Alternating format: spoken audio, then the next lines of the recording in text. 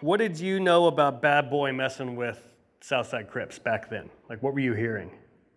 I mean, I knew some people from the South was hanging with them or whatever, but see, we used to see the Southsides a lot. And it wasn't never no, even though they was Crips and we the Pirus, it wasn't no initial beef. It wasn't like we see them in the swap meet, they see us. We wasn't, it wasn't no collisions. It was like, okay, what's up? At the end of the day, at that time, we kind of had mutual enemies.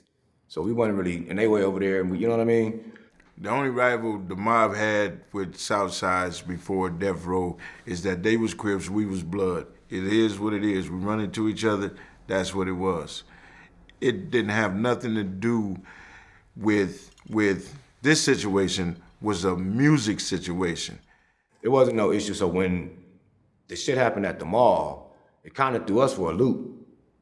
It was like, we be seeing these dudes all the time. Wasn't ever no problem.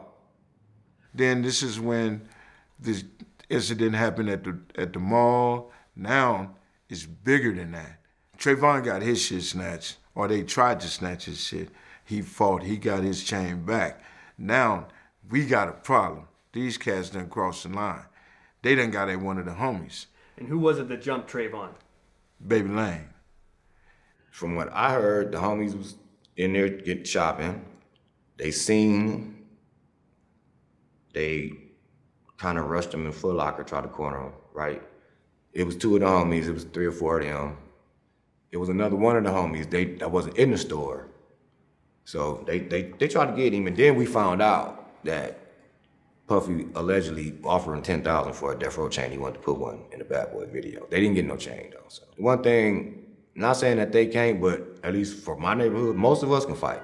Right. We grew up fighting, period. You know what I mean? So it wasn't gonna be no easy task to get that man shit. Right. They couldn't have got a quarter out of his hand. Not easy. That didn't work out well. But what it did was start some shit. Even for the ones that's not involved in music or Death Row. Because now it's like, oh, it's that on site. Right. Now it's strictly gang issue. On site, yeah. What did you think when you heard that happened? Personally, what were you thinking? First who? That's what it was. For all of us teen, they're like, wait, what? All right, we'll see him. And it's up. We got to fight on site type, But also, that kind of fucks shit up in certain ways because it's people on both sides that have alliances that, people got people. I got people from Southside, you know what I mean? Certain homies got people from Southside and people that we love, you know what I mean? So it was fucked up. And it didn't have to be like that, especially with now we know the money that they was making. Puffy money you couldn't do anything like you could have took it when you started a business. You could have took your own money and did that because it was coming the same way. You know what I'm saying? Yeah. Keffe D even said, he goes, we were balling compared to them. Like they were just starting out still. He goes, we had more money than they did. I think he wanted to be around that circle. He wanted to be in some kind of way in that light. You know what I mean?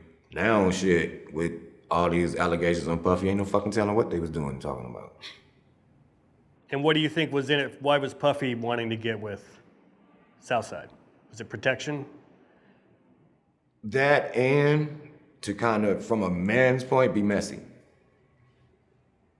Oh, we don't like them, y'all don't like them, or y'all like whatever with them.